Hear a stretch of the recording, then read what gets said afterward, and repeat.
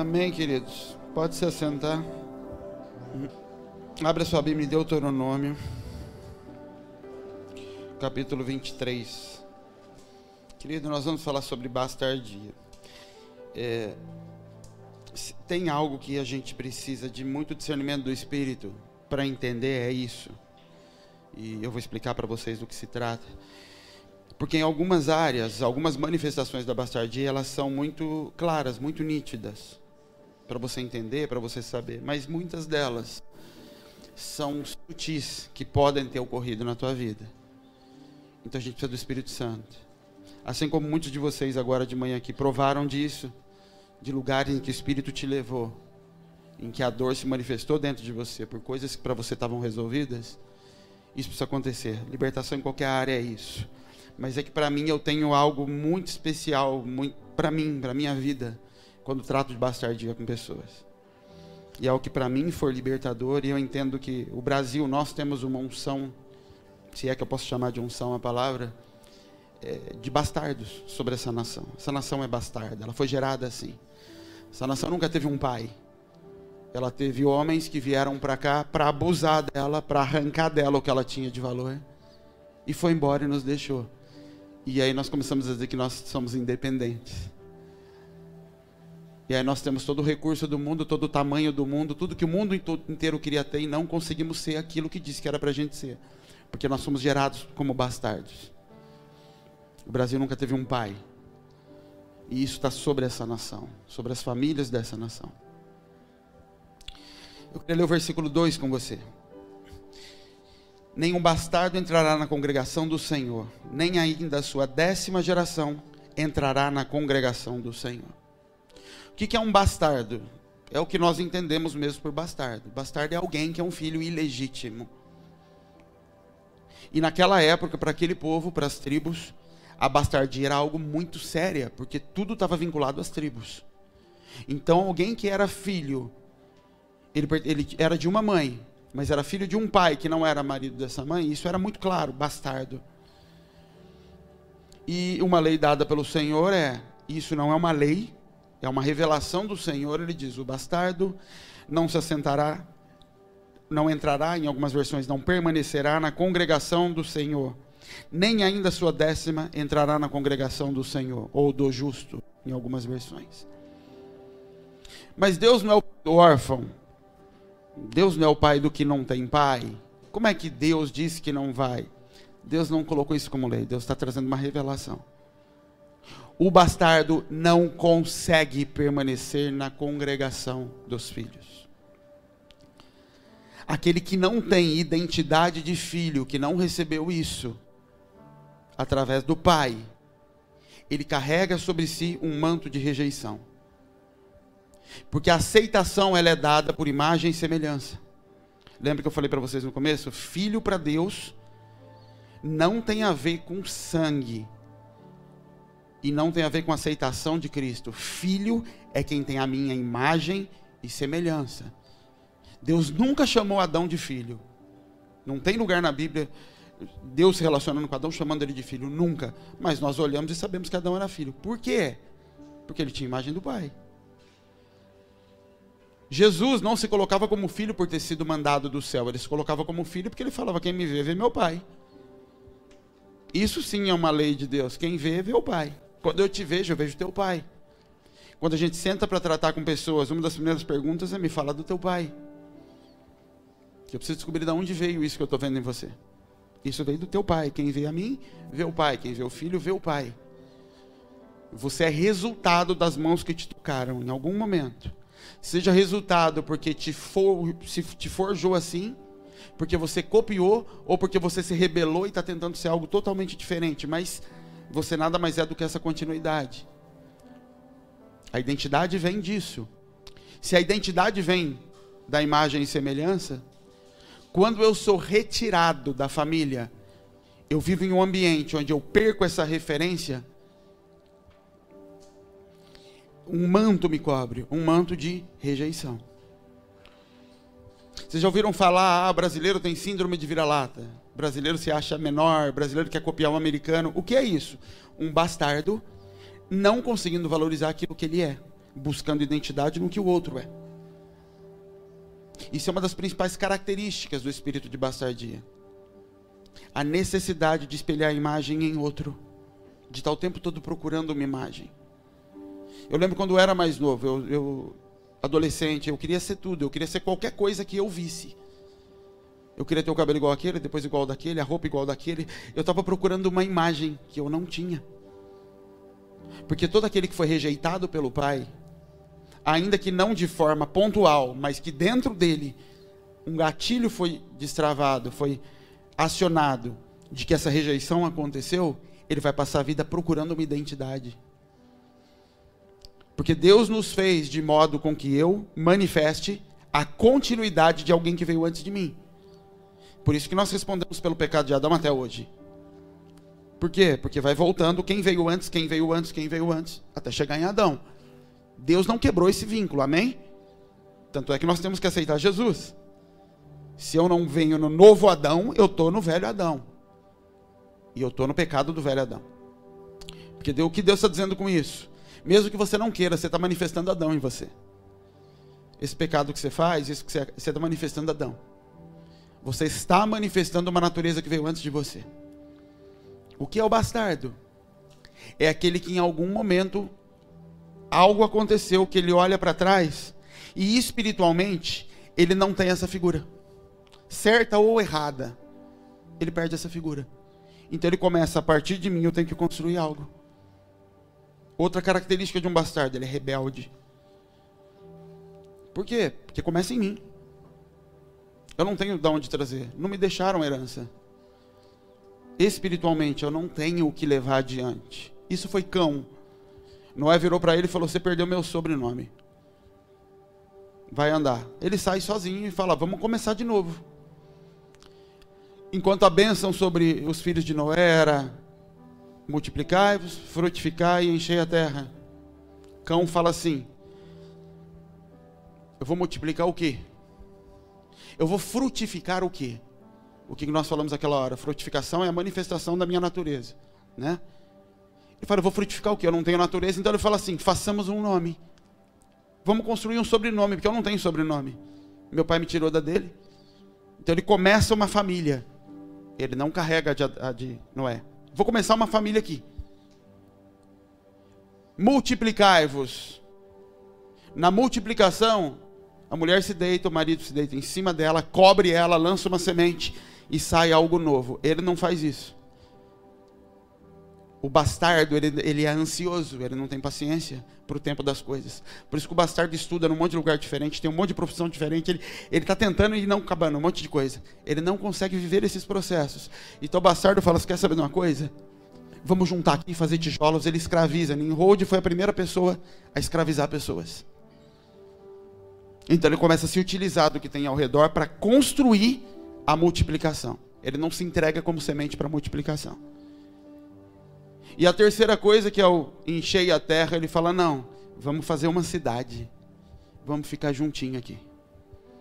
Ele perde o entendimento de sacrifício. E ele começa a construir em função de si.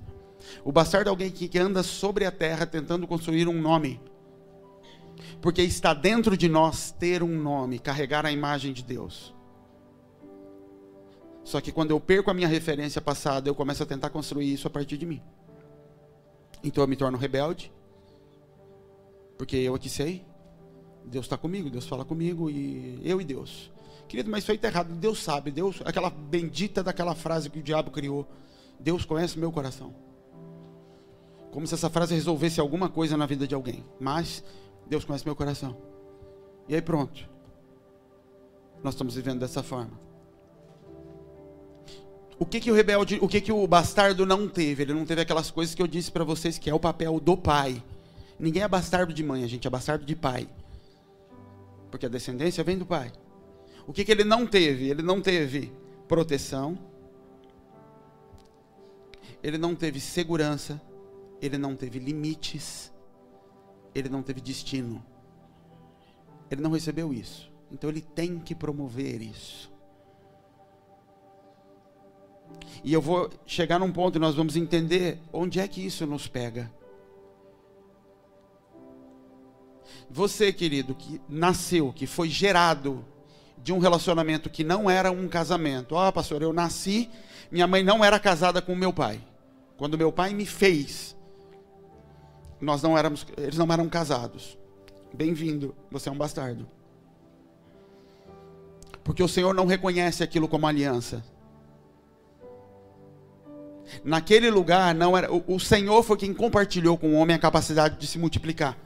Amém? Foi Deus quem me deu isso para o meu corpo. E Ele deu uma ordem de como isso aconteceria. Você vai se juntar com ela, vão se fazer uma só carne, ele vai sair da casa da mãe, ela vai sair da casa, vão fazer uma aliança, e depois da aliança firmada, vocês vão manifestar algo. Isso é um filho para Deus. O que é um filho? Alguém que carrega a tua imagem e semelhança.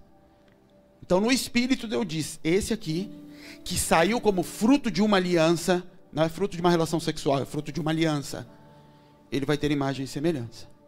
Qualquer coisa feita fora da aliança do casamento, nasce como bastardo. Porque para o Senhor a multiplicação que carrega a descendência, ela ocorre depois da aliança só. Somente depois da aliança. Por isso que Deus não tinha filhos, até que Cristo fez aliança por nós. Nós éramos criaturas, servos.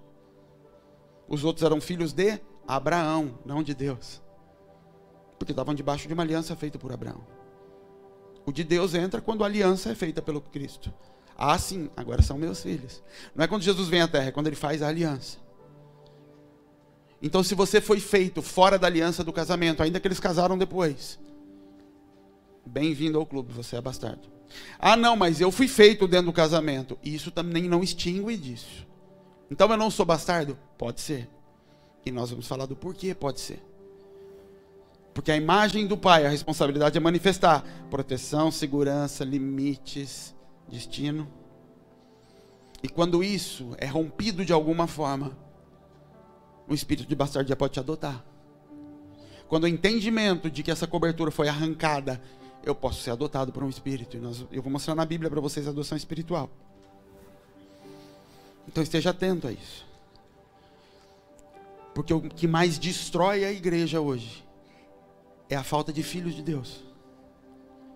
Homens e mulheres que entregaram a vida para Jesus, mas não conseguem permanecer na congregação do Senhor. Não conseguem se assentar nessa mesa e se sentir filhos. Querido, eu não sou filho porque alguém me reconheceu como filho. Eu sou filho porque Deus pôs esse entendimento dentro de mim. Isso não necessita da aprovação de quem quer que seja. Isso é uma natureza. Eu sou porque eu sou. Eu tenho liberdade para entrar no Santo dos Santos, está escrito, sim, mas alguns não conseguem entrar ainda que está escrito. Alguns acham que tem que dar uma oferta, pedem para o pastor entrar. Da onde vem essa dificuldade de se jogar e de se lançar? Bastardia. E da onde vem o entendimento de que eu posso me lançar? Deus, você vai se apresentar para Deus, você tem que estar com a roupa bonita. Não, eu posso estar sem roupa, Ele é meu pai, Ele não é Deus. Eu não tenho um Deus, eu tenho um pai, que por acaso é Deus.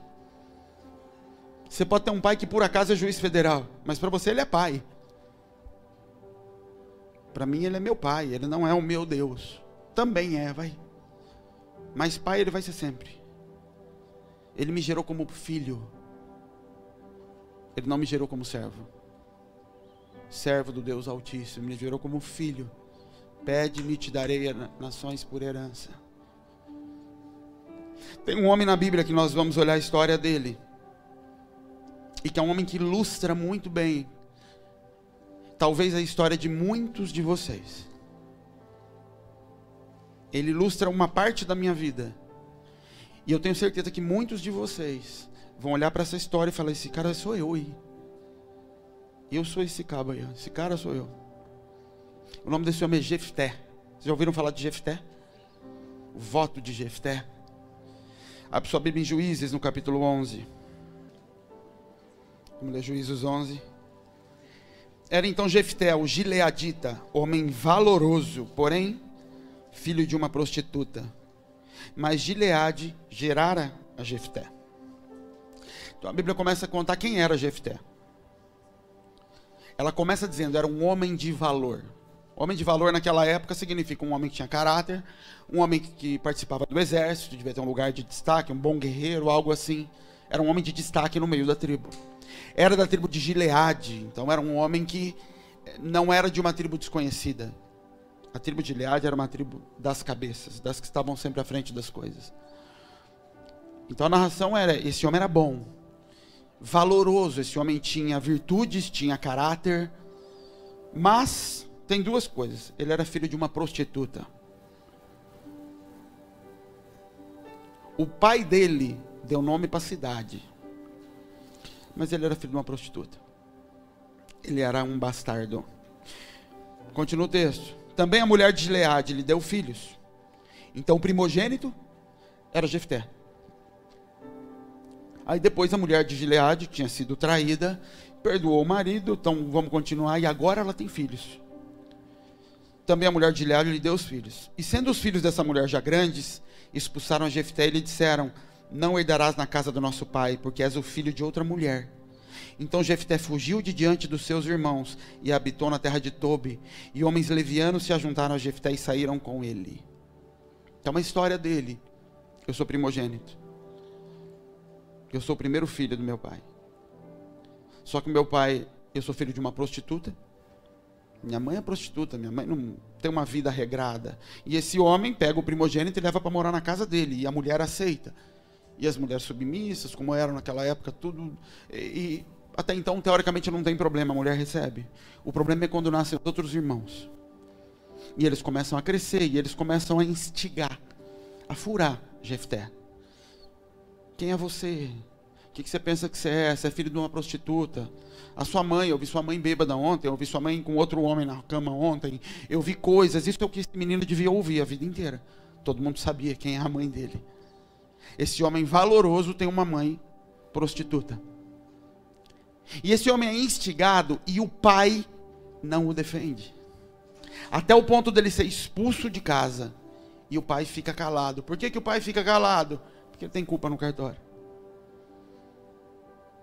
Quando eu falei para você sobre não se assentar na roda do justo, ele não consegue permanecer nesse lugar. Jefté, quando nasce, ele é bastardo. Já é. Mas ele entra em casa, quem põe ele para fora não é a mãe. Quem põe ele para fora são os irmãos. Não é o pai e não é a mãe. Querido, não é a igreja que põe o bastardo para fora. É a comunhão com os irmãos. O bastardo não consegue se vincular. Por quê? Porque não tem direito à herança. Porque ele não carrega sobre si o vínculo de sangue que dá direito a ele de remir alguma coisa que foi feita pelos pais e por isso ter direito a dar continuidade. E isso vai gerar alguma coisa na vida dos bastardos. E aí você vai captando e pegando. Primeiro, rejeição por parte dos irmãos. Todo bastardo vai passar a vida em ambientes de rejeição. Externa e interna. O bastardo, ele passa a vida inteira olhando e falando, não gostam de mim. Não me aceitam. Aquele ali não me cumprimentou, aquele ali não falou comigo, aquele ali não me deu o que é de direito, aquele não gosta, aquele não gosta. Ele tem uma vida de rejeição. Sabe aquelas pessoas que você conhece, que você fala, mas tem uma autoestima lá em cima, a pessoa é feia e se acha linda. Você fala, como pode isso fluir de dentro dela? Será que ela não tem um espelho? Você fala, como pode? Simplesmente pode. Existe algo dentro dela que diz para ela algo que é mais forte do que qualquer pessoa possa dizer. E ela vive esse lugar de supremacia. O contrário é a mesma coisa. Você pode dizer quantas vezes você quiser que é amada. Ela não se aceita.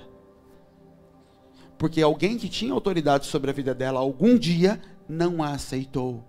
E nós somos imagem e semelhança. A rejeição crava em cima da vida dessa pessoa e ela é rejeitada pelos irmãos. E realmente ocorre um manto de rejeição. E realmente você vai se ver passando por lugares e sendo rejeitado. Isso não é da tua cabeça. Vai acontecer. Por quê? Porque existe esse manto sobre a tua vida. O nome disso é perseguição espiritual. Você já viu mulheres que são puxadas para o adultério? Aonde elas estão, aparece um homem casado e de alguma forma esse homem se atrai por ela. Você já viu situações assim? Ela tem histórico. Ela não quer mais. Ela não participa disso. Mas constantemente o adultério está batendo na porta dela. O que é o nome disso? Visitação. Isso é um manto que foi lançado em cima e que não foi tirado. Porque alguém lá atrás que tinha autoridade lançou isso, abriu essa porta, essa janela em cima da vida dessa pessoa. Então a rejeição, ele vai viver em ambiente de rejeição. Outra coisa, indiferença da parte do pai. Um ambiente onde o pai parece sempre privilegiar os outros filhos. O pastor gosta mais dos outros, e às vezes gosta mesmo. Meu pai cuida mais dos outros irmãos. Para mim nunca tinha. Para os meus irmãos, semana eu ouvi uma história. Para os meus irmãos sempre tinha festa de aniversário. No dia da minha, uma moça contando isso. Na minha época sempre minha mãe falava que não podia. Eu nunca tive festa de aniversário. Todos os meus irmãos tinham. Sempre na minha vez algo acontecia. E eu, que sou rejeitado, falava, tudo bem, sou maduro, eu entendo. E eu vou entrando nesse lugar de que realmente eu não sou tão digno quanto os outros. E tudo que eu queria era ser aceito. Eu não queria nada além disso. E isso engana o bastardo. Porque lá no fundo ele não tem maldade dentro dele, ele só queria ser aceito. Ele não queria estar acima de ninguém, ele só queria ser igual. Então não tem maldade, então a culpa não é minha. Mas eu não consigo sair desse lugar. E a terceira coisa, marginalização. Então esse homem, que era o primogênito da casa, agora é mandado embora de casa. E ele vai viver na rua. E a Bíblia diz que eles se juntam com levianos. Outra coisa que você vai ver na vida de um bastardo. E tudo isso que eu estou falando, querido, você pode ver mais forte ou mais fraco, dependendo de cada pessoa. Mas são sintomas que vão aparecer. Marginalização. Você vai ver se manifestando na vida dessa pessoa comportamentos, vínculo com pessoas, visita ambientes que nunca fizeram parte do cotidiano da tua casa. Então na minha casa nunca teve isso. Como é que meu filho agora está andando com um bandido? Onde que ele viu isso? Da onde que ele está andando com gente desse tipo? Se ele não aprendeu isso aqui em casa, ele é expulso dessa casa.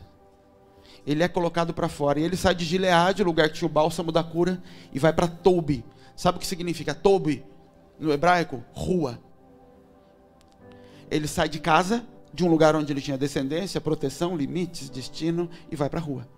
E se junta com um bando também, com um monte de gente que não vale nada. E esse monte de gente que não vale nada está buscando construir alguma coisa para si. E essa visitação não sai. E você pode estudar, você pode trabalhar, você pode fazer o que quiser.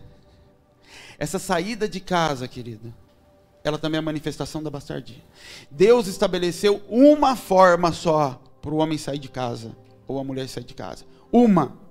Vocês sabem qual é? Casamento. Por isso, sairá da casa do teu pai e se fará uma com ela. Por quê? Por causa do casamento. Todas as vezes em que alguém sai de casa, porque eu não concordo, porque eu não gosto, porque eu sou perseguido, por quê? Você sai de Gileade e vai para Tobi. Você sai de um lugar em que você não se sente aceito, e pode ser que não seja mesmo, mas não importa. E você se entrega a esse lugar. E tem um espírito na porta para me adotar. Outra característica é que a bastardia, querido, como ela vem da falta de identidade, ela começa a nos oferecer uma forma de criar identidade, que é através de talentos. Então todo bastardo, ele tem dentro de si quem me viu passando a prova e não me ajudou, quando vê na bênção, está lascado na minha mão. Todo bastardo tem em si uma frasezinha de: eles vão vir quando eu conseguir. Porque agora sou eu por mim. Então ele vai se tornar mais bandido do que podiam imaginar, mais ousado, mais atirado a coisas erradas. Ou ele vai estudar muito, vai trabalhar muito, mas ele tem que criar uma imagem que aos olhos dele vai atrair os olhos daquele que os rejeitou. Eu preciso apresentar algo que valorizem, porque eu não tenho uma identidade. O filho sabe que é filho porque é filho. Você perguntar para Helena, que direito você acha que você tem de chegar e se jogar em cima de mim quando eu estou dormindo? Minha filha de 6 anos. Ela vai falar, sei lá, você é meu pai, ela vai falar. De onde vem nela o entendimento de que ela tem esse direito? Simplesmente vem. E filhos, crianças, que não têm esse entendimento. Você já viu crianças que para chegar no pai, ele tem receio? Ele chega pedindo licença, ele chega sem conseguir. Por que isso não existe nele? Estou falando de criança. Num adulto é muito mais fácil você perceber isso, mas isso existe em criança. A minha filha mais velha não tem tão aflorado esse se jogar como a do meio tem. E eu sei, eu preciso remir coisas ali. Porque eu só fui curado disso depois. Então a minha mais velha foi nutrida no começo da sua infância por um bastardo. Eu semeei coisas na vida da Clara. Num tempo em que eu ainda estava vivendo esse lugar de rejeição. Então ela não se joga em cima de mim do jeito que a Helena joga. Eu preciso ficar me jogando em cima da Clara o tempo todo. Para ela entender que ela pode se jogar em cima de mim. Eu preciso arrumar isso. E todos os dias eu estou atento, eu preciso arrumar isso. Da onde vem então o entendimento que eu posso me jogar e que eu não posso me jogar? Ninguém ensinou isso. Isso vem do entendimento de filho. Que você pode confessar com a tua boca quantas vezes você quiser. É no teu comportamento que se vai se manifestar. Se essa identidade foi gerada, foi transferida pelo meu pai sobre mim ou não. Se eu vivo na casa do pai como um bastardo. Lembra dos 2 irmãos? A parábola dos 2? Um pede o dinheiro para o pai dá, depois de uma semana ele olhando aquele dinheiro, ele falou, quer saber de uma coisa? Eu vou viver minha vida. Pai, estou indo embora. Quando ele volta, ele fala, se tiver que comer comida de porco, eu como também. Eu vou voltar para casa. Ele volta, o pai dá o dedo aí, ele dá, não está nem aí. Põe o dedo, bota a roupa, não se sente indigno de nada. Quer me dar roupa nova? Tamo aí. O pai bota no mesmo lugar. Autoridade, justificação, Deus dá tudo. E o outro? Eu queria um cabrito, você nunca me deu. Ele falou, como assim? Você está a vida inteira trabalhando comigo, esperando um cabrito? E ele não vai para a mesa. Ele não acha que é digno de um cabrito. O bastardo está sempre olhando o tamanho do copo do irmão. Por que o do meu irmão tem mais? Porque ele não se sente filho pelo que Deus dá para ele. Ele se sente filho pelo que os outros estão recebendo e que está do mesmo tamanho que ele. Porque ele foi rejeitado. Por quem? Pelo pai? Não, pelos irmãos. Então agora ele está o tempo todo se comparando com os irmãos para ver se ele está no mesmo lugar. E qualquer dedinho a menos de guaraná no copo. Lembra quando você era moleque? Era uma garrafa de coca de 1 litro no domingo. E você ia distribuindo por igual no copo. Ah, tem um pouquinho mais ali, pai. Ah, a gente vive assim com Deus. O irmão ali está fluindo e eu não estou. Aí você se mata de jejum para fluir porque você viu o irmão fazendo. E aí você já está se sentindo um pouco menos. Porque está acontecendo com o outro e não está acontecendo comigo. E tua preocupação não é um nível de relacionamento com o pai. Porque a busca do bastardo é por identidade. É por ser aceito. Ele não se sente digno sequer de estar sobre a terra. Então, eu substituo identidade por valor. Eu substituo frutos que manifestam a minha natureza pelos dons. Dentro da igreja eu estou mais preocupado pelos dons que eu manifesto, por quantas pessoas me ouvem, por quem me dá atenção, por quem me valoriza, do que pelos frutos que eu manifesto do caráter de Deus. Na minha vida eu estou mais preocupado com o trabalho, com quanto dinheiro ganho, do que com os meus filhos. Por quê? Porque eu preciso provar que eu sou alguma coisa. A única coisa que Deus quis provar para a gente que era pai. Israel já sabia que ele era Deus. Deus falou, isso aí não muda nada, eu quero que vocês me conheçam como pai. Eu já matei milhões diante dos olhos de vocês, com poder, com fogo. Mas vocês não conseguiram ver o pai. Eu vou morrer agora então, para ver se vocês conseguem ver pai. Isso é o que Deus quer plantar dentro de um filho. A capacidade de morrer pela geração seguinte. Porque matar todo mundo mata. Pedro era capaz de matar por Jesus. Ele não era capaz de morrer por Jesus. E tem uma grande diferença. A continuação do texto, Juízes 11, verso 4. E aconteceu que depois de algum tempo, os filhos de Amon pelejaram contra Israel. Sucedeu que, como os filhos de Amon lutaram contra Israel, foram os anciãos de Gileade buscar a Jefté na terra de Tobi. E disseram para Jefté: vem, seja nosso chefe, para que combatamos contra os filhos de Amon. Porém Jefté disse aos anciãos de Gileade: porventura vocês não me odiaram? E não me expulsaram da casa do meu pai? Por que, pois, agora venham a mim quando mais estáis em aperto? Então esse homem está morando lá, montou um exército de bandido com ele, de gente leviana, que a Bíblia fala, e de alguma forma ele tinha uma fama de um grande exército. Então quando os amonitas ameaçam atacar Gileade agora, o povo de Gileade fala: o que a gente vai fazer? Vamos chamar Jefté. Ele é forte, ele tem a turma dele lá. E eles vão atrás de Jefté e falam: vem lutar pra gente. E Jefté fala: o quê? Vocês me mandaram embora? O que vocês querem comigo agora?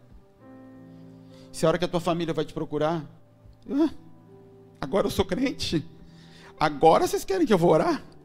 Até ontem não queria olhar para minha cara. Ninguém fala isso nunca, né? Não, imagina, agora eu valho alguma coisa. Agora, esse é Jefté. Agora eu estou valendo alguma coisa. E Jefté não quer mandar eles embora. Ele só percebe que ele chegou no ponto que ele queria. O ponto que ele queria é: vão me valorizar agora. E ele continua: por isso tornamos a ti, para que venhas conosco e combatas contra os filhos de Amon, e nos sejas por chefe sobre todos os moradores de Gileade. Então Jefté disse aos anciãos de Gileade: se me levardes de volta para combater contra os filhos de Amon, e o Senhor me der diante de mim, então eu vos serei por chefe. E disseram os anciãos de Gileade a Jefté: o Senhor será testemunha entre nós, e assim o faremos conforme a sua palavra. Então ele fala: eu até volto, mas eu vou ter um lugar de destaque. Porque é o que eu busquei a minha vida inteira: ser visto, ser reconhecido. Eu existo. Querido, deixa eu te falar uma coisa. Tira da tua mente o entendimento de que existe maldade por trás disso, porque senão você não vai conseguir identificar. Porque quando você lê a história aqui, você pode ver alguma nuance de mal. Esse homem era ruim. E eu não sou ruim. Não. Então leva isso para a tua vida. Eu quero voltar para esse ambiente. Eu quero ser reconhecido por eles. Mas eu quero que eles reconheçam que eu tenho valor. Eu quero que reconheçam o meu valor. Eu preciso que confessem que eu tenho valor. Eu preciso que me digam que eu valho algo. Pelo amor de Deus, alguém fala que me ama, alguém fala que eu valho algo, pelo amor de Jesus. Porque eu digo com a minha boca que eu valho algo, mas você não entende que você tem valor. Porque quem entende que tem valor não precisa da palavra de mais ninguém para isso, querido. Isso é Jesus no deserto. Você é filho de Deus, então mata essa fome aí. O que Jesus responde é assim: olha, eu não vivo só do que está me alimentando. Eu vivo do que saiu da boca do meu pai. E da boca do meu pai saiu há 40 dias atrás que esse é meu filho amado em quem eu tenho prazer. Eu vivo disso, ele me falou isso. Então posso estar com fome, mas eu não tenho que provar. Eu vivo da palavra que ele disse a meu respeito. Agora o bastardo, ele vira para o diabo e fala: então você vai ver se eu não sou filho então. E ele cria uma padaria na frente do diabo. Quem falou que eu não sou filho? E ele continua bastardo. E o diabo olha e fala: realmente não é. Não é. Nós somos filho porque nós somos chamados de filho. E isso basta. E quando você identifica que isso não é suficiente, querido, isso é o sintoma de que eu tenho um problema na minha identidade. A minha identidade não foi restaurada. Eu ainda vivo a palavra que saiu da boca do meu pai. Quando meu pai me disse: você não vale nada, você é um vagabundo, você é uma safada igual a tua mãe. Ou que ele não falou, mas você viu. Aquele homem que você viu bater na tua mãe, que você viu trair tua mãe várias vezes, você olhou e falou: você é uma trouxa de ficar com ele. E eu não vou arrumar um homem igual a ele, não. E pronto, tá aí o teu pai, te colocando para fora de casa através das atitudes dele. E você indo para a rua e se marginalizando. e se tornando algo que tua mãe nunca imaginou que poderia existir dentro da tua casa e da tua família. Isso é bastardia. Bastardo, querido, não conhece mesa. Ele não participa da mesa. Ele não sabe o seu nível de importância na mesa. Sabe alguém que tem que o tempo todo dizer, eu tô aqui, eu tô aqui, eu tô aqui? Pessoas conversando, não conversaram comigo, pessoas rindo de alguma coisa e perto de mim, será que estão rindo de mim? E eu fiquei sabendo que se encontraram ontem, se reuniram e não me chamaram. E ele está o tempo todo tendo que promover as coisas, chamar a atenção e trazer as pessoas para perto de si. E o tempo todo medindo quantas pessoas deram like no que eu postei. Ah, o pastor postou um negócio, todo mundo curtiu. Eu postei um negócio, ninguém falou nada. Ah, ninguém gosta de mim, não gosta mesmo. E pronto, aí o diabo já senta do teu lado e fala, isso é mesmo, não gosta mesmo. Isso aí, eu não falei, e pronto. Tá o sei e o cão debatendo ali a história. E pronto, é isso. Prazer, eu vivi isso anos da minha vida. Você se identifica em alguma coisa nisso, ou só saiu? Constantemente tendo que dizer, estou aqui. Constantemente monitorando o valor que os outros recebem. Porque para mim não basta a água no meu copo. Enquanto o outro tem coca no copo dele, tem um problema. O pai deve amar ele mais do que me ama. E como o Deus dos céus, você sabe que não faz isso? O pai que ainda habita dentro de você e mantém a rejeição é o seu pai terreno, que te rejeitou realmente, com atitudes, com palavras ou com aliança de sangue. Por isso você não consegue ficar na mesa, por isso você não consegue. E a rejeição, ela gera duas coisas em todo mundo. Todo rejeitado vai entrar por um lugar de orgulho e de poder. Não me querem? Então eu sou mais eu, também não quero ninguém. E agora eu tenho que me tornar forte para poder destruir isso tudo, vencer isso tudo e mostrar que eu sou alguma coisa. Todo rejeitado vira orgulhoso. Todo rejeitado é orgulhoso. Todo rejeitado vira rebelde. Eu não vou obedecer, eu não vou me submeter. Nem mesmo a Deus. Não, Deus eu obedeço. Mentira.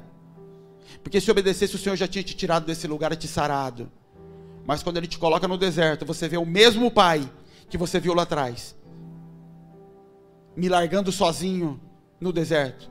E você olha e fala, isso aí não é Deus não, isso aí é o meu Pai lá de trás. Deus não faz assim. Deus é terra que manda leite e mel. Deus vai me colocar na terra boa. Então isso aqui não é Deus não, isso aqui é o pastor. Pastor que não gosta de mim. Essa igreja, é isso. E é um ciclo. Egito, arrependimento, passando pelas águas, embora você não se batize de novo. Egito, refaz aliança com o Senhor. Arrependimento, deserto. No deserto eu não reconheço Deus, porque eu não quero comer pão, Deus não dá isso, não dá isso. Egito de novo. Volta a praticar tudo de novo. Aliança, arrependimento, deserto. Fico mais um tempo aqui, Egito. E você vive um ciclo sem fim na tua vida, em que você nunca chega no lugar de receber a marca do Senhor e se torna filho. Porque você não consegue permanecer na congregação durante o tempo de provação. Provação não é para Deus ver se você aguenta ou não. Provação é Deus tacar fogo em você, para queimar tudo que não vem dele, sobrar só ouro, só o que veio dele. Só o que ele soprou do céu, tudo que teu pai colocou a mão, tua mãe, ele vai queimar tudo. Isso leva tempo, querido. Quanto tempo? Você é que define o tempo. 3 meses eles já estavam na porta do negócio, levaram 40 anos. Isso é o bastardo, isso é a nação brasileira, isso é a igreja brasileira. Uma igreja que foi fundada debaixo de uma mãe que é padroeira. A mãe que é padroeira, a mãe que é pai. Isso é o Brasil. Debaixo da Nossa Senhora, mas eu virei evangélico, grande coisa, não mudou nada. A nossa mente ainda continua debaixo disso. Por isso nós adoramos a profecia. Nós adoramos toda a figura feminina. Porque a figura masculina está maculada na nossa vida, está manchada. E os homens que passaram por sobre a tua vida ao longo da tua infância tocaram ainda. Quantos homens aqui, não vou pedir para você levantar a mão logicamente, foram tocados quando eram crianças? Foram abusados sexualmente? Quantos? Não levanta não, eu levanto por você. Por quê? Porque o diabo destruiu a figura masculina sobre nós, sobre essa igreja, sobre esse país. Então, uma igreja sem destino, porque destino vem do Pai. Nenhuma mulher em Israel recebeu porção de terra. O Pai recebeu. Os homens recebiam. Sem a figura do Pai, queridos, ser restaurada na tua vida, na vida da igreja, a gente simplesmente não entra. E a igreja hoje se relaciona com ela mesma e não mais com Cristo. Sabe por que como o homossexualismo aumenta no Brasil nesse tanto nos últimos anos? A igreja é o relógio de Deus no mundo. A igreja é a porta espiritual de Deus sobre o mundo. A igreja, assim como o Vasti deixou de se relacionar com o Senhor, se relaciona entre si, fazendo festas, mulher com mulher, mulher com mulher. E Deus que se dane com a festa dele, a gente está aqui, ó. E o mundo que está caindo aos pedaços, e os pobres, as crianças estão morrendo, e os moradores de rua, os drogados, que se lasquem. A gente vai fazer festa, evento, seminário, e festa, e festa, e festa, e isso, igreja com igreja. Homossexualismo. É a figura do Pai, olha lá. E filho de Deus tem? Não, tem evangélico. Muito. Filho de Deus, cada dia menos. Porque o Pai foi tirado da jogada. Porque nós fomos rejeitados. E agora que nós temos poder, eu fui rejeitado. E rejeitado gera orgulhoso e poderoso. Os rejeitados se tornam isso. Mas eu não sou ruim. Ele falou que você é ruim. Mas a palavra rejeição, orgulho, poder é a palavra ruim. Ela é ruim. Mas você pode ser bonzinho e orgulhoso demais. E nem Deus te toca. Porque Deus dá graça ao humilde, mas Ele resiste ao soberbo. Sabe o que é resiste ao soberbo? Ele quer ir, porque Ele é pai, mas eu não posso, porque se eu for eu valido o comportamento dele. Ele fica esperando que você se dobre à imagem dele. E onde é que esse espírito me pega, querido? Onde é que ele dá continuidade disso? Porque se Deus falou que visita a iniquidade dos pais nos filhos até a terceira e quarta geração, então depois de 4 gerações era para ter parado, não era? Terceira e quarta acabou. Não, o Satanás ganha isso. Uma pessoa me procurou agora na hora do almoço para conversar e falou assim, meu pai bate tambor, o que eu faço? Eu falei, não, o problema não é teu pai bater tambor, é que você também bate. Teu pai fez isso ao longo de anos. Isso abriu portas para Satanás tocar na tua vida, gerou iniquidade na tua vida. Quando ele conseguiu te pegar agora com autoridade, porque quando teu pai tinha autoridade, ele liberou o inferno para entrar na tua casa. Ele convidou o diabo para tua casa. E se ele tem autoridade sobre a tua vida, ele libera o diabo para vir sobre a tua vida. Só que você é uma criança, você ainda não é responsável pelos seus atos. Por isso que você é salvo, mesmo em pecado quando criança. Só quando você cresce e recebe a autoridade sobre a tua própria vida, agora é com você. E aí você está implantado dentro de você alguns comportamentos na tua alma que vieram do que teu pai tocou em você. E aí agora você começa a praticar o erro por causa de uma ferida que teu pai fez em você. Agora já está em você. Meu pai bate tambor. Não tem mais a ver com teu pai, tem a ver com o tambor que você está batendo agora. Em outra manifestação, não é mais no terreiro, mas agora eu tenho outros problemas. Pronto, ele já acabou de renovar a terceira e quarta geração a partir de mim. E assim ele vai passando. Por isso não é sarado. Porque eu só vou transferindo. Outra coisa que o bastardo não tem, ele não tem entendimento de descendência sacrificial. O bastardo não tem em si o entendimento de que o meu propósito é morrer pelos filhos se for necessário. Eu não vivo por mim. Eu vivo pelo que eu vou gerar diante de mim. Você vê isso em Davi, você vê isso em Abraão, você vê isso em todos os homens que construíram algo para Deus.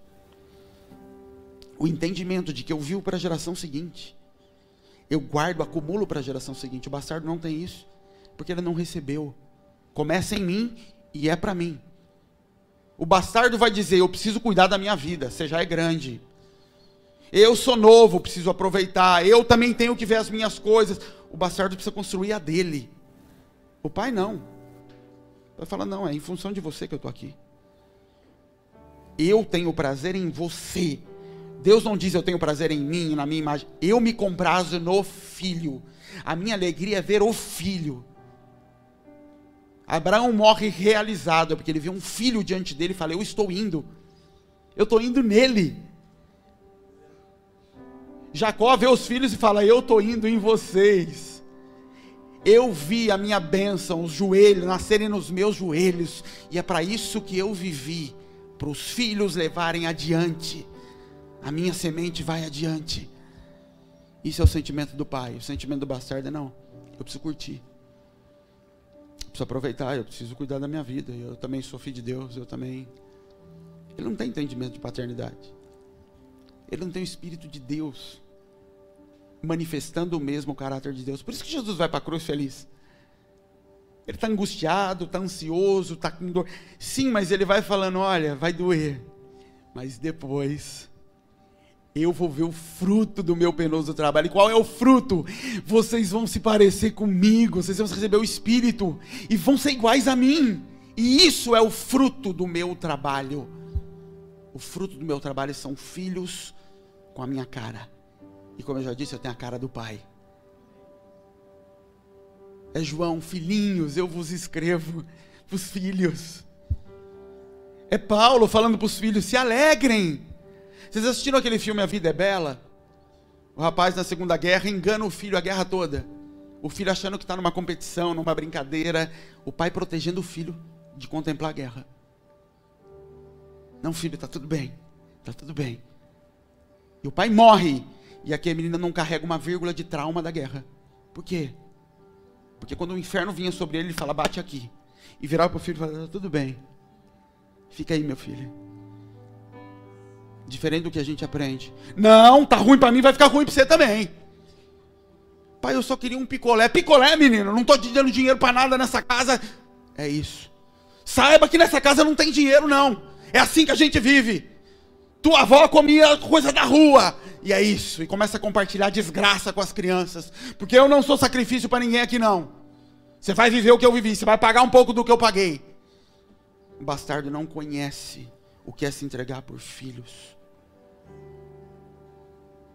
E quem cresce sem ter um sacrifício como referência, não consegue se relacionar com o pai. Porque Deus é pai, porque um sacrifício foi entregue para isso.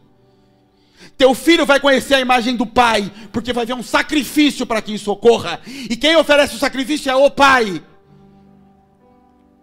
É você quem se sacrifica para que o filho seja manifesto, para que o pai possa ser visto em cima da cruz. Mas eu não quero me sacrificar.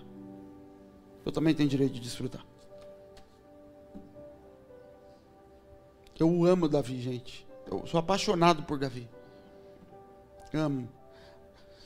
A casa de Davi é uma bagunça. A Bíblia diz que Davi nunca corrigiu os filhos.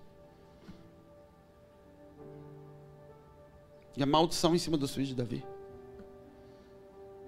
Davi, para saciar o desejo, o prazer de um dia, ele perde 4 filhos. 5. Se contar o menino. Deus fala assim, teu pecado já foi passado. Mas tem que ter pagamento, você sabe, né, Davi? Então o bebezinho aí que nasceu vai morrer. No lugar do teu sangue vai o dele. Porque tem que ter sangue. E no lugar do Ias, vai 4. Deuteronômio diz, quando alguém roubar uma ovelha, vai reparar 4 vezes. Então quando Davi fala para Natan ali, quem fez isso tem que reparar 4 vezes. Davi não estava jogando no ar um número, ele estava repetindo uma lei. Esse que pecou, repara 4 vezes. É isso mesmo, tem que reparar 4 vezes. Você matou um filho meu, entrega 4 o seu. O preço da manutenção da tua vida é um filho que vai pagar. O preço da manutenção do teu reino são 4 filhos. Porque tem preço. Então você agora vai entregar a sua descendência pela manutenção do teu reino, porque eu tenho um propósito com o teu reino. Teus filhos nunca vão conseguir contemplar o pai, se eles não verem o pai entregando um sacrifício pelos filhos. E o sacrifício é você, querido. O sacrifício é você dizendo, ainda que eu não desfrute de mais nada nessa terra, a minha semente vai adiante, eu vou ter prazer nos meus filhos, manifestando a imagem de Deus. Eu vou me satisfazer na minha descendência. Um bastardo não consegue entender o valor disso. Não consegue. Ele pode concordar comigo, você pode falar legal, é bonito, mas não faz muito sentido na minha alma. Teoricamente eu estou entendendo, mas aqui dentro não vai. Eu não consigo ter prazer nisso. É como alguém me espetar e eu falar que estou tendo prazer. Não tem, não adianta. É isso no bastardo. Porque isso não foi gerado, querido. Porque isso não foi gerado no espírito. E Jefté, na tua ânsia de conseguir um lugar sobre a terra, que me aceitem e que eu seja, ele compromete toda a sua descendência. Jefté é chamado, se você ganhar a guerra, você vai ser nosso chefe. Todo mundo vai dizer, Jefté é o cara. Rejeitamos ele, mas ele agora é o cara. E aí Jefté vai lá. Verso 30. Jefté fez um voto ao Senhor e disse: se totalmente deres os filhos de Amon na minha mão, aquilo que saindo da porta da minha casa me vier ao encontro, voltando eu dos filhos de Amon em paz, isso será do Senhor, e oferecerei em holocausto. Assim Jefté passou os filhos de Amon a combater contra eles, e o Senhor os deu na sua mão, e os feriu com grande mortandade, desde Aroer até chegar a Minite, 20 cidades, e até Abel, que era a mim. Assim foram subjugados os filhos de Amon diante dos filhos de Israel. Vindo, pois, Jefté a Mispá, a sua casa, eis que sua filha lhe saiu ao encontro, com adufes e com danças. E era ela a única filha, não tinha ele outro filho nem filha. E aconteceu que, quando a viu, rasgou as suas vestes e disse: filha minha, muito me abateste, está entre os que me turbam, porque eu abri a minha boca ao Senhor e não tornarei atrás. E ela lhe disse: meu pai, tu deste a tua palavra ao Senhor, faze de mim conforme que prometeste, pois o Senhor te vingou dos teus inimigos, os filhos de Amon. Disse mais a seu pai: concede-me isso, deixa-me por 2 meses que eu vá e desça aos montes e chore a minha virgindade, eu e as minhas companheiras. E disse ele: vai. E deixou-a por 2 meses. Então foi ela com as suas companheiras e chorou a sua virgindade pelos montes. E sucedeu que ao fim de 2 meses tornou ela para o seu pai, o qual cumpriu nela o seu voto que tinha feito. E ela não conheceu nenhum homem. E daí veio o costume de Israel, que as filhas de Israel iam de ano em ano lamentar por 4 dias a filha de Jefté, o gileadita. O que aconteceu? Jefté fez a promessa para os homens: lá vou ganhar. Ele sai dali e vai falar com Deus. Querido, entenda, quando você fala com Deus, não necessariamente está falando com Deus. Você está falando com Deus que você conhece. Você entende que se você chegar para um muçulmano e falar: você fala com Deus? Ele vai falar sim. E quando ele bota aquela touca preta na mulher dele, ele fala: é Deus que falou. E ele acredita naquilo com a própria vida, não é? Pega alguém, uma senhora que é devota de Nossa Senhora Aparecida, tenta arrancar da mão dela a imagem de Nossa Senhora, ela chora. A alma dela está arraigada e vinculada naquilo de um jeito tão profundo. Aquilo para ela é Deus com todas as suas forças. Então entenda que Deus não é necessariamente o Pai. Deus é a imagem que foi construída para você. Então quando a Bíblia diz: ele foi falar com o Senhor, com quem ele foi falar? Com a imagem de Deus que ele recebeu. Então ele fala assim para esse Deus que ele recebeu e que ele conheceu através do pai dele: olha, se você me der a vitória, eu te entrego como sacrifício o que sair da minha porta quando eu voltar da guerra. Esse é o voto que ele faz. Ele vai para a guerra. Quando ele volta, quem que sai correndo da porta para receber? Querido, fala sério. Você tem um filho em casa, uma menina, criança. Você sai para um lugar de viagem. Quando você volta, quem é que vai sair para receber? Tua filha. Não vai ser um servo, não vai ser um trabalhador. Talvez, em algum caso, tua mulher, mas quem sai correndo para receber são os filhos. Fala sério, você chega tarde do trabalho, é tua mulher que vai na porta? Mas é minhas filhas. Ela não levanta mais nunca para me receber na porta. As crianças vêm. E é natural que os filhos venham primeiro. Ela está atrás, já de pé, com um cafezinho na mão. Minha mulher está. Mas é os filhos que vêm correndo. Aquele homem, de forma impensada, ele diz assim: o que sair da minha casa, eu entrego como sacrifício para ter a vitória e chefiar esse povo que me rejeitou. Eu entrego o que sai da minha casa. Então quando ele volta, ele não tem capacidade sequer de virar para Deus e falar: pelo amor de Deus, eu me arrependi do voto, não faz isso comigo, pega a minha vida no lugar. Não. Deus para ele não tem esse coração. Ele fala: eu vou ter que matar a menina. E a menina, criança, obediente, rejeitadinha também: é assim mesmo, eu sei como que é. Me mata, pai. E nunca mais esse homem tem um filho. Essa menina cumpre a mesma descendência. Ela sai da porta para receber o pai, nunca mais volta para dentro de casa. ela recebe o pai na porta. Dali ela passa 2 meses chorando e depois é sacrificada. E aí entra a história. Ela anda no mesmo caminho que o pai.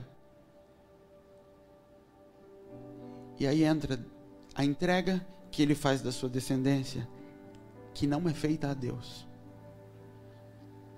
Tem coisas que nós estamos entregando, achando que estamos entregando a Deus. Porque abrimos a nossa boca para falar com um Deus que não é a imagem do Pai, porque você não teve imagem de Pai ainda. Você tem a imagem de um Deus que você chama de Pai, e quando você abre a boca para falar Pai, a tua mente já tem uma imagem de Pai formada, porque Deus deu isso para todo homem, a formação da imagem de Pai, desde criança, para quando a gente for apresentado a Ele, a gente já tem meio caminho andado, para conseguir se relacionar com o Senhor. Você tem a sua. Então esse homem está achando que está dando algo para Deus. Mas não é Deus quem o pega. E eu queria falar sobre adoção espiritual para você entender isso. Todo sacrifício, querido, toda aliança, na verdade, toda aliança, ela é formada de 4 coisas. Toda aliança, ela é aliança. Toda aliança na Bíblia demanda sangue. Não é assim? Toda aliança é ratificada com sangue? Toda aliança demanda sangue. Aliança para Deus é sangue. Todo sangue demanda o quê? Um sacrifício. Para ter sangue é de alguém. E todo sacrifício demanda um altar. Por isso que Deus, quando fez o homem e a mulher, Ele está falando assim: vocês vão entrar em aliança. E para isso o corpo de vocês tem que manifestar aliança, que eu não quero que você corte ela. Então Deus dá um dedo para o homem, um dedo. Fala, quando você se deitar com a sua mulher, tem uma aliança dentro da sua mulher, chamada ímen. E o seu dedo vai romper essa aliança, e o sangue vai ser derramado em cima de um altar. Por isso que ele diz sobre, seja o seu leito sem mácula. O que ele está dizendo? Mácula não tinha a ver com sujeira de leito, tinha a ver com sacrifícios imaculados. Que o seu leito seja um lugar onde a aliança pura seja criada. Nós vamos falar disso à tarde, mas querido, o dia que você entregou a tua virgindade, você não sabe. Mas aquele sangue que foi entregue lá, se não foi com teu marido, era uma aliança, não era? Era. Sangue está sendo derramado, o sacrifício foi oferecido, a minha virgindade foi oferecida como sacrifício, em uma cama. Se o Senhor não recebeu, quem recebeu? Um demônio recebeu aquilo. Porque um sacrifício foi feito. E pode ser que esteja na mão dele até hoje.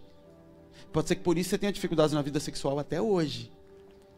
Porque a tua entrega da tua intimidade ainda está lá, naquela cama. Quem se deita com a prostituta se faz um com ela, uma só carne. Cada pessoa com que você passou a tua vida em um relacionamento, você está ligado na alma dessa pessoa até hoje, sem saber. É um pedaço de um monte de gente, pedaço de carne. São Frankenstein andando. Porque alianças foram feitas. Mas não é só a primeira vez, tome ceia até hoje. E sempre que você fizer isso, façam em memória de mim. Constantemente vocês tomem do meu corpo, tenham intimidade comigo, porque com isso vocês reforçam o entendimento de aliança. Então eu tenho intimidade com o Senhor, comparado à intimidade sexual, toda vez que eu ceio. O corpo dele e o sangue da nova aliança me faz uma só carne. Todas as vezes que eu tenho uma relação sexual fora do casamento, eu me faço uma com essa pessoa. E se Cristo reforça a imagem dele e a natureza dele em mim através da ceia, o que acontece quando eu faço isso numa cama fora do meu casamento? Eu reforço também a imagem e a união com um corpo que não é o de Cristo e não é o do meu marido. Só que se a gente não entender isso, a gente canta glória a Deus, aleluia, entrega o dízimo e a oferta e fica pedindo para Deus abençoar meu trabalho. E eu não me divorciei por quê? Porque eu sou hipócrita. Porque a igreja não aceita e vamos levando essa desgraça aí assim mesmo. Meu marido não me satisfaz, minha mulher é fria. E tá, essa desgraceira toda. Aí fala isso depois. Aliança, sangue, sacrifício e altar. Isso é uma aliança para o Senhor. Quando ele faz aquilo, querido, quando Jefté abre a sua boca, ele está fazendo um voto que não é com Deus. Ele está fazendo um voto com Deus que está sobre a vida dele. Eu queria ler um texto com vocês que está em Romanos 8:25, para vocês entenderem do que eu estou falando.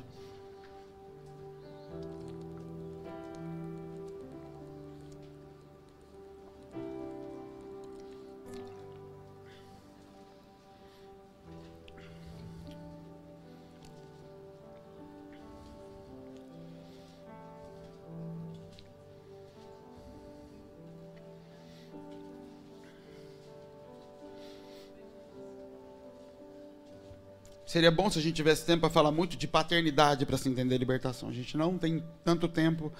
Vou falar muito rapidamente. Se você quiser ler o livro ali depois que fala sobre isso. Mas assim, cobertura espiritual, querido, ela proporcionada pela paternidade, ela acontece no espírito. Cobertura espiritual ocorre no espírito. Ela não é uma cobertura física, ela é uma cobertura espiritual. Então não basta eu estar dentro da igreja para estar debaixo de uma cobertura. Eu posso estar dentro da igreja e não estar participando da mesa, porque eu sou bastardo e não consigo ficar nessa mesa, porque o meu espírito não foi adotado. Quando nós recebemos o Senhor, aceitei Jesus, eu virei filho? Não necessariamente. Não porque Deus não deixa, porque depende de nós. Quando nós recebemos a Cristo, teoricamente, o plano do Senhor é que nós sejamos adotados por Ele, amém? Nós somos adotados para a família de Cristo. Olha esse texto, Romanos 8, 25. Pois vocês não receberam o Espírito que os escravize para novamente terem medo, mas receberam o Espírito que os adota como filhos, por meio do qual clamamos, Abba, Pai. O que esse texto está dizendo? Nós recebemos um Espírito, fomos adotados por um Espírito, e por meio desse Espírito, eu consigo clamar Abba, Pai. O que é Abba, Pai? Papai. É por causa desse Espírito que me adotou, que eu sou evangélico, mas além de ter uma religião, de ter um comportamento, eu recebi dentro de mim um Espírito que me permite chamá-lo de papai. E não de pai da casa, pai da família, pai da descendência. Ele é meu papai. A palavra papai era algo íntimo de filhinhos e papais. Não era pai de forma genérica. Paulo está dizendo assim, você só pode entrar nesse lugar de conseguir chamar ele de meu papai, porque você é adotado por um Espírito que te permite fazer isso. É por meio desse Espírito. Mas quando ele está falando para os romanos, ele está explicando que, vocês estão voltando a ter comportamentos de um espírito que não é o nosso. Então ele fala, nós não recebemos esse espírito que escraviza. Ele está falando para a igreja, gente, vocês estão vivendo aquele mesmo espírito que escraviza. Acorda. O espírito que a gente recebeu é aquele que deixa a gente chamar ele de papai. Mas a igreja não está chamando ele de papai, porque ela não foi adotada por esse espírito. Mas existe adoção espiritual. Nós sempre vamos estar debaixo de espíritos. Sempre. Porque nós somos seres espirituais. Enquanto esse homem morava na casa do pai dele, ele andava debaixo da mesma promessa, da mesma palavra, das mesmas direções que Abraão recebeu. Judá, Gileade, isso vem jogando para cima. Quando ele sai da porta para fora, que o pai o coloca para fora da sua descendência, ele é adotado por outro espírito. Lá na porta tem um manto esperando para abraçar aquele menino. Fala, vem cá, você não foi amado, eu cuido de você. Sabe qual é o nome desse espírito? O Deus dos Amonitas. Aqueles Amonitas que ele foi brigar. O nome dele é Moloque. Ele foi adotado por esse espírito. Eu queria ler alguns textos com vocês que falam de Moloque na Bíblia. Eu vou falar a citação, mas são 4 textos, eu vou ler para a gente ganhar um pouco de tempo. 2 Reis 23, 10, se você quiser anotar. Também profanou Tofete, que ficava no vale de Ben-Rinom, de modo que ninguém mais pudesse usá-lo para queimar seu filho ou filha em sacrifício a Moloque. Levítico 20, verso 2. Diga aos israelitas, qualquer israelita ou estrangeiro residente em Israel que entregar um dos seus filhos a Moloque, terá de ser executado. 1 Reis 11, verso 5. Porque Salomão seguiu a Astarote, deusa dos Sidônios, e Milcom, a abominação dos Amonitas. 2 Crônicas 33, verso 6. Fez ele também passar seus filhos pelo fogo no vale do filho de Inom, e usou de adivinhações e de agouros e de feitiçarias. Consultou adivinhos e encantadores, e fez muitíssimo mal aos olhos do Senhor para provocar a ira. Quem era Moloque? Moloque era o deus dos Amonitas. O que é um Deus, para começar a história, querido? Deus é um ser superior espiritual, a quem eu atribuo a capacidade superior à minha de cumprir algo que eu desejo. Isso é um Deus. Então o que são deuses, os ídolos que existem por aí? É Deus partido. Deus faz tudo, não faz? Em Deus não tem cura, libertação, tudo tem em Deus. O que é idolatria? Eu preciso ser curado. Eu pego de Deus o poder de cura, transformo numa outra imagem que é especialista em cura. Eu quero casar, eu tiro de Deus a capacidade que está nele de me dar um marido, uma esposa, coloco nisso num Santo Antônio. Santo Antônio é o do casamento. E eu vou criando uma rede de deuses. Cada um deles realiza algo que é uma necessidade minha. E por isso é idolatria. Porque eu pego a minha necessidade e idolatro ela. Eu coloco ela, eu endeuso a minha necessidade e coloco num lugar superior para que ela seja realizada. Então eu estou buscando cumprir o que eu sou. Isso é idolatria. E o que é adoração? Adoração é eu negar quem eu sou, me dobrar diante da imagem de Deus para ser o que Ele é. Então, o que são os deuses que a gente vê no Velho Testamento? Moloque. O que era Moloque? É Satanás sentado na barraca dele de negociação e ele vê um povo querendo alguma coisa. O que vocês querem? Ele vê um rejeitado, um bastardo. Eu quero ter a minha imagem restaurada. O que você está disposto a dar por isso? Minha descendência. Eu não tive e não estou preocupado com a da frente. Ele fala, tá bom, está aqui. Sacrifica para ele, ele te dá essa parte. Isso são os deuses de todo o Velho Testamento, de toda a história da Bíblia. Quem inventou eles? O homem manifestou eles. Satanás só pode agir através da autoridade de quem detém autoridade, nesse caso o homem. Quem era Moloque? Moloque era deus dos Amonitas. Quem eram os Amonitas? Descendentes de Amon. Quem era Amon? Descendente de Ló. Aquelas filhas que embebedaram o pai, arrancaram a semente dele à força para terem filhos. Nós queremos, e elas arrancam do pai a semente e gera uma descendência bastarda. E agora essa descendência bastarda vai contra Gileade. E Gileade chama um bastardo e fala, vem lutar contra esse demônio que vem contra nós. E aí Jefté se coloca, se vocês me derem a liderança de vocês, eu destruo ele. E qual o preço que Amon quer? A filha.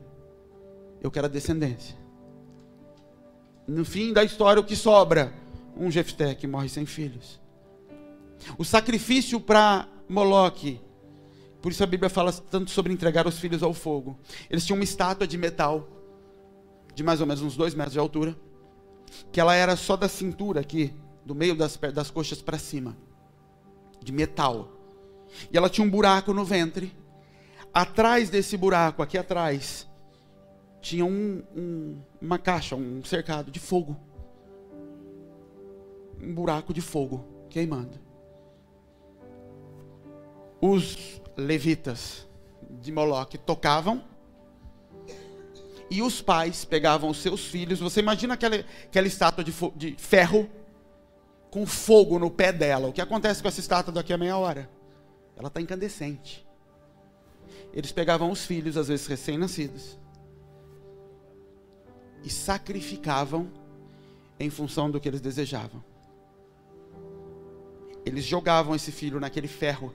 E quando eles jogavam aquele filho naquele ferro, diz a história que os levitas, os demoniados deles que tocavam os tambor, tocavam mais alto para encobrir o grito das crianças que queimavam naquela chapa quente. Os filhos eram entregues como preço pelo que eles recebiam. Isso é coisa de endemoniado, querido. Tem vários textos na Bíblia em que Deus fala assim, não fui eu que pedi para passar os filhos ao fogo. Deus fala, não dá para entender que eu não quero isso? Vocês estão fazendo isso e dizendo que é para mim. Deus está tendo que falar para o povo, vocês estão queimando os filhos e dizendo que estão fazendo para mim. Eu nunca pedi isso. Vocês estão abandonando os filhos de vocês e falando que é por causa da obra de Deus. Eu nunca pedi isso. Vocês estão expondo seus filhos às dificuldades da vida que se impôs a você e dizendo que eu que falei que tem que ser desse jeito.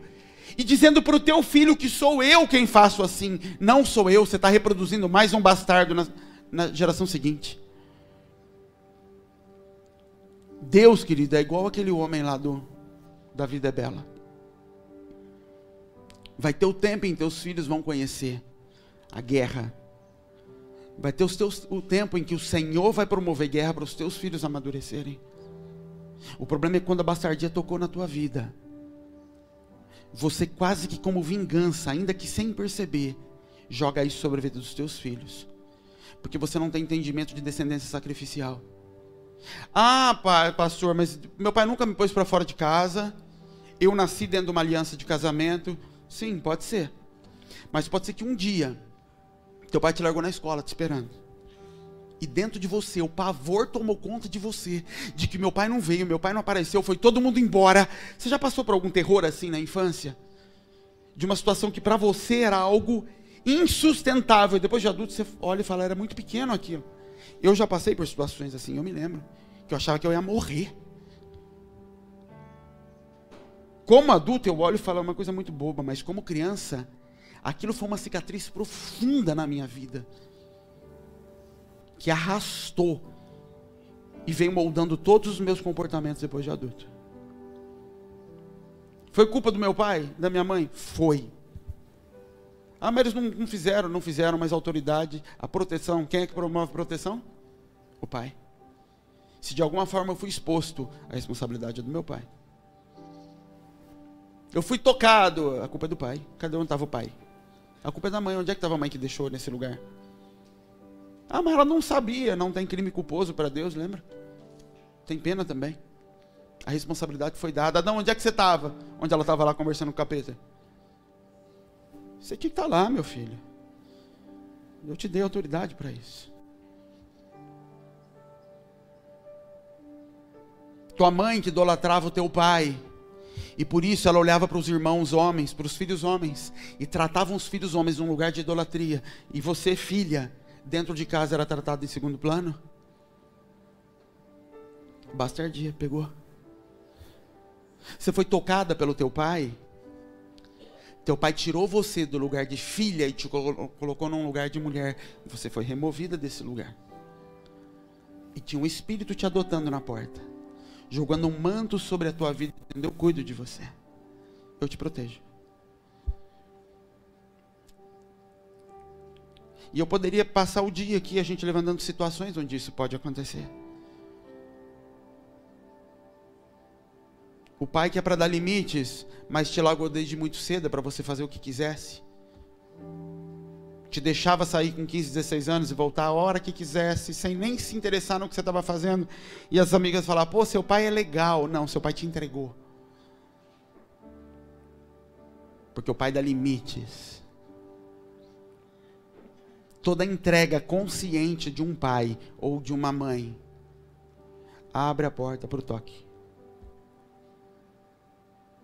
Ele pode não ter consciência do que aconteceu lá, mas se ele conscientemente entregou,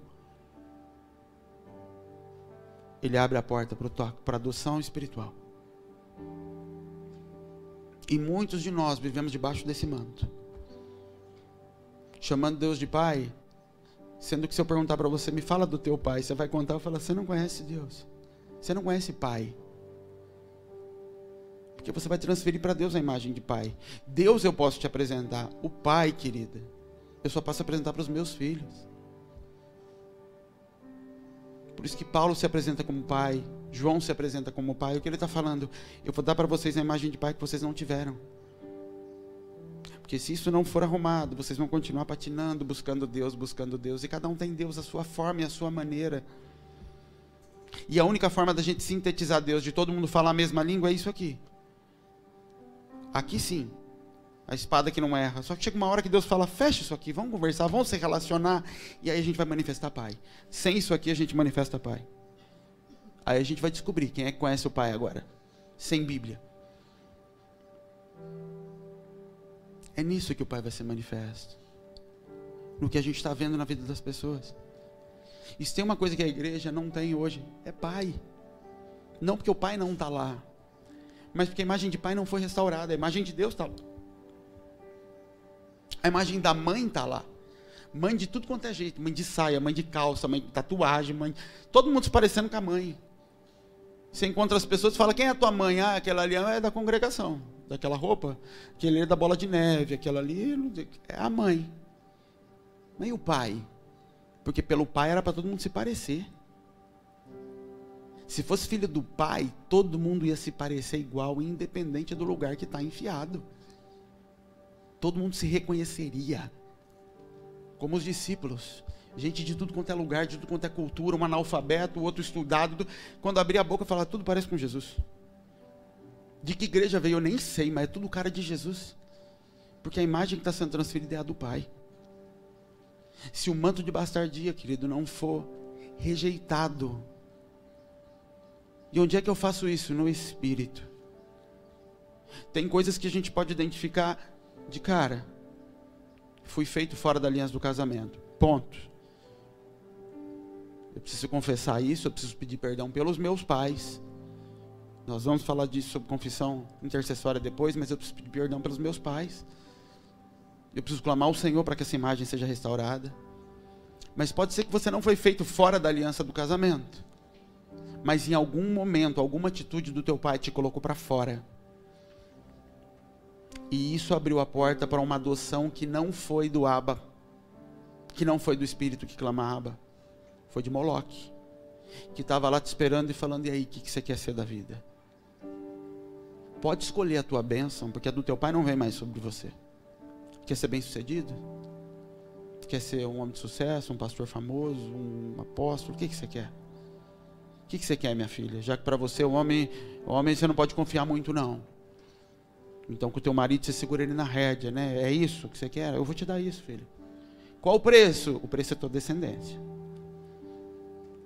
O preço é a tua descendência. Eu vou cuidar de você, vou te saciar, mas os teus filhos são meus. Eu sacio essa geração. Mas teus filhos você me entrega. Deixa eles andarem na minha mão. Rompe com a imagem de pai. Eu queria que a gente tivesse um tempo de oração, querido.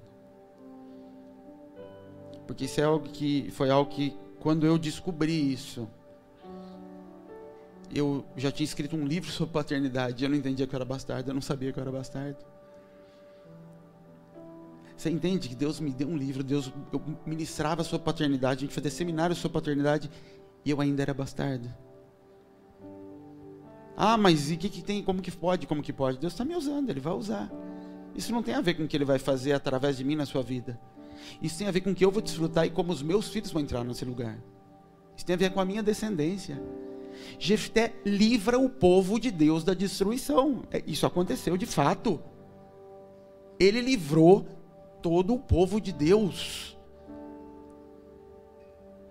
Todo o povo de Deus viu seus filhos e netos entrarem numa promessa do Senhor.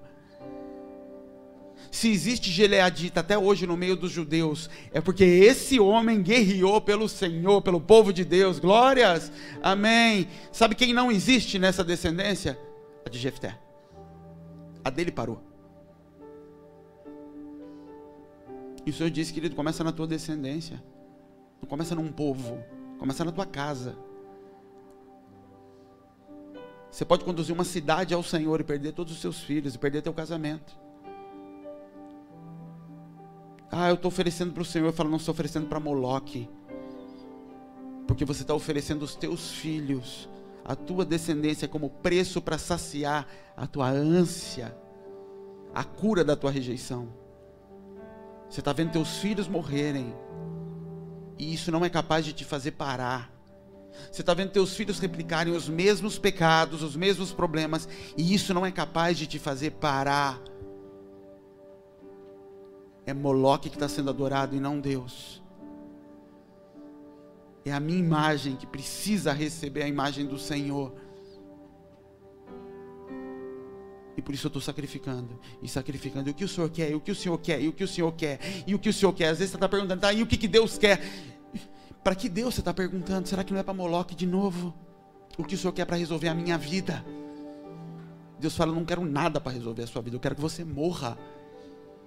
Eu quero que você vire para mim e fale, se necessário for morrer para que os meus filhos não vivam da mesma desgraça que eu me entrego. É isso que o Senhor quer ouvir de você. E eu estou disposto, Senhor, desde que essa desgraça pare em mim. Mas os meus filhos têm que levar esse nome adiante. Os meus filhos têm que restaurar o que foi desgastado. A palavra de Jesus tem que se cumprir em mim, para que eles restaurem o que geração em geração foi arrebentando na minha família. O alcoolismo tem que parar em mim. Minhas filhas, eu decidi isso quando eu voltei para a igreja, minhas filhas não vão ter contato com álcool mais. Chega, então eu não vou mais em lugar que tem bebida, e não vou, seja na casa de quem for. Minhas filhas não vão nesse lugar. Parou em mim. Ah, mas é o mundo, dane-se o mundo. E elas vão crescer, e quando elas crescerem, elas vão definir o que elas vão participar. Então você não vai em lugar que não tem álcool? Não, não é isso. Eu não vou em lugar onde a presença do álcool possa trazer para elas a imagem de que é normal. Na minha família, eu não vou em lugar que tem álcool. Não quero estar. Ah, mas eu cheguei, ela está tomando vinho. Estou lá, ela está ali. A festa, vai ter bebê. Não vou. Minhas filhas vão crescer. E se eu precisar matar os meus relacionamentos, as minhas amizades, para que elas cresçam remidas e construindo uma imagem que não tem vínculo e memória com o alcoolismo, eu vou fazer. Porque a imagem que eu quero que elas tenham é do Pai. Não é a que eu recebi. A que eu recebi é distorcida. A que eu recebi é arrebentada. Eu vim de uma família de mulheres autoritárias. Minhas filhas vão crescer num lugar em que elas vão ter uma imagem diferente. Dentro da minha casa, elas vão entender que é diferente. Elas vão entender que a igreja não se sobrepõe ao noivo. Elas vão entender que o noivo morre pela noiva. Elas vão entender que o noivo traz tudo que a noiva precisa. Que o noivo se fecha no quarto às vezes para chorar porque não sabe como vai pagar as contas, mas sai com a cara limpa. Que foi, pai? Não, tô bem. Tá, tô. Elas não vão ouvir. Não tem dinheiro. Vocês estão pensando. Não, não. É aqui, filha. Deus é provedor. Aprendam isso, filhas. Deus é provedor. E se alguém tiver que se desesperar e balançar na fé, vai ser eu fechado no quarto. Então elas vão crescer, elas acham que eu sou Deus. Ah, pai, quero isso. A pequena acha que ir para Disney é igual ir na esquina. Ela fala desse jeito. E eu vou chamar a atenção dela. Eu estou ensinando isso para ela. Eu estou ensinando que o pai é provedor. Eu estou mostrando para ela, o pai é provedor. Não falta nada, não falta. Ela fala com a Bel, ah, pai, eu gosto de ir pro mercado com o pai. Você vai e fica escolhendo as coisas, o pai compra, enfia no carrinho e tudo. Eu falei, isso, filha, o pai é esse. Esse é o pai. Então, no dia que eu te entregar, minha filha, eu vou escolher esse marido para você. Porque ele não vai vir destruir tudo que eu estou fazendo, não.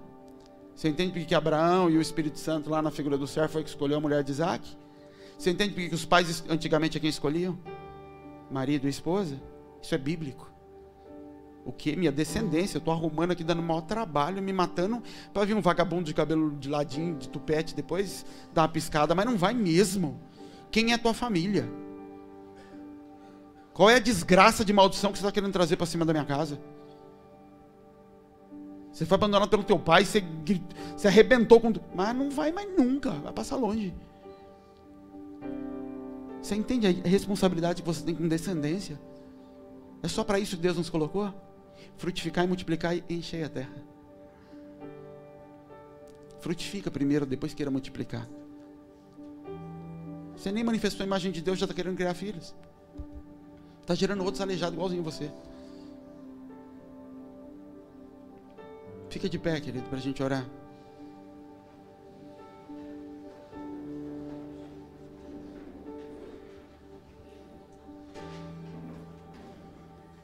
Eu queria que você fechasse seus olhos e falasse com o Senhor. Pede para o Espírito Santo sondar teu coração. Nós vamos ministrar um louvor aqui. E é necessário que o Espírito denuncie Moloque. Que o Espírito traga à memória lugares onde você foi ferido na tua infância. Situações onde você se sentiu abandonado pelos teus pais. Situações onde você foi tocado de forma indevida por aqueles que deveriam dar proteção. Em que o teu emocional foi vítima de abuso. Se o teu pai te gerou fora do casamento, querido, fora de aliança de casamento, você precisa confessar isso diante do Senhor. Nós precisamos fazer uma oração intercessória sobre isso. Se em algum lugar você se viu desvinculada do teu pai e buscou homens ao longo da vida sem saber, tentando saciar essa cobertura, Moloque era o espírito que estava te adotando ali, te oferecendo a imagem de Deus em você, a lacuna que o pai não deu.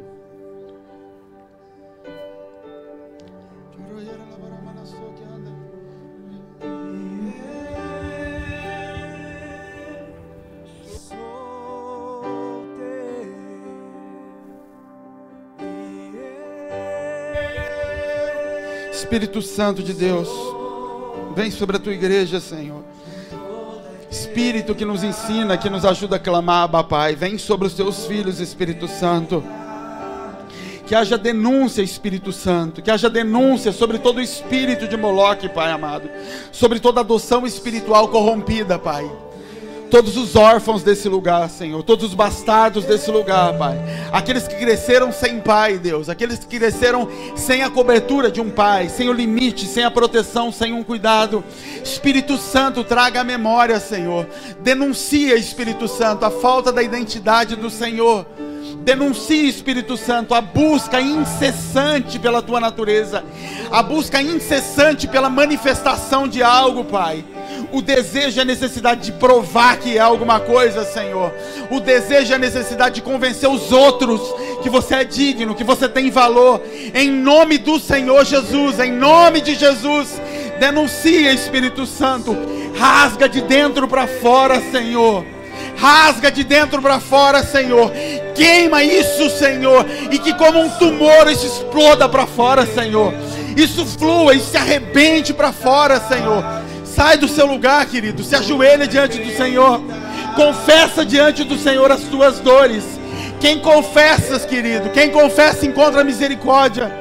Que o Espírito Santo encontre lugar nessa manhã, Senhor, para adotar os teus filhos, Pai, para receber os teus filhos, Senhor Jesus.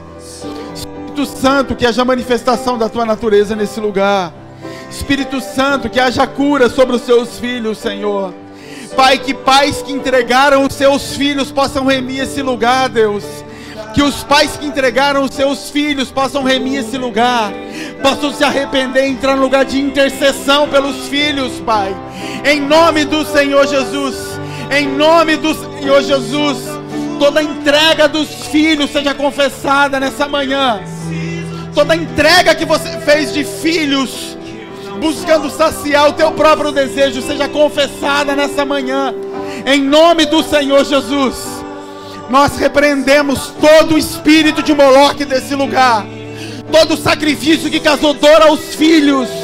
Nós repreendemos, nós pegamos o sangue de Cristo e entregamos como preço a Satanás. Toda dívida aberta no mundo espiritual seja paga com o sangue de Jesus nessa manhã, em nome de Jesus. Em nome de Jesus, em nome de Jesus. Todo toque indevido que homens receberam na infância, que tocou na tua masculinidade, que você entendia como carinho, que você não entendia o que estava acontecendo e que destruiu a relação correta com o Pai, seja remido e confessado nessa manhã, em nome de Jesus. Liberta, Senhor. Lança luz, Espírito Santo, sobre cadeias. Lança luz, Espírito Santo, sobre lugares escuros na vida de pessoas. Lança luz sobre esses calabouços fechados na alma de pessoas, Pai. Ilumina esses lugares que os teus filhos ainda têm escondidos, Pai. Lugares que muitos deles nem se lembravam mais. Toques e abusos que eles não se lembravam. Traga a memória, Senhor. Traga a memória, Senhor, em nome de Jesus. Em nome de Jesus. Toda paternidade abusiva, traga a memória, Senhor Jesus. Que haja confissão e remissão dos pecados, Pai, em nome do Senhor Jesus. Que a imagem do Pai seja restaurada nessa manhã. Que a imagem do Abba, Senhor, encontre um lugar no coração dos teus filhos nessa manhã, em nome de Jesus.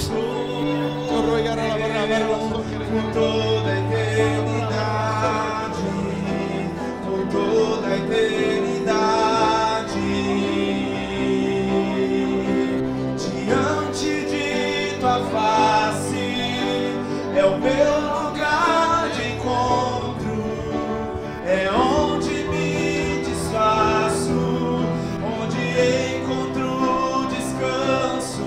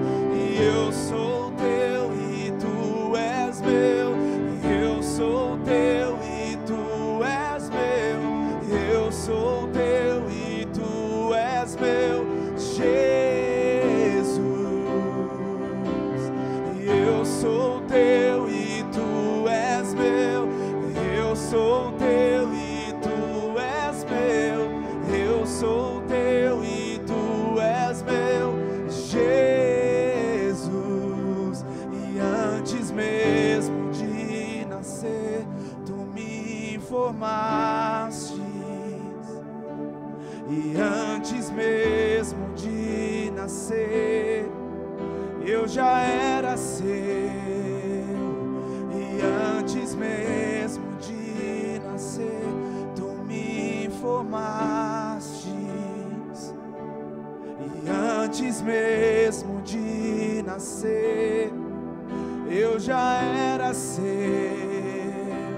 e antes mesmo de nascer, tu me formaste, e antes mesmo de nascer, eu já era seu, e antes mesmo de nascer, tu me formaste, e antes mesmo de nascer, eu já era seu, e eu sou teu, e eu sou teu, e eu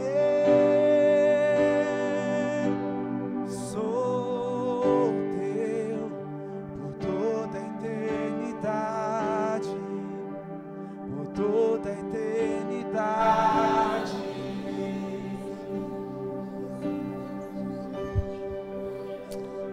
Obrigado, Pai, pela Tua graça.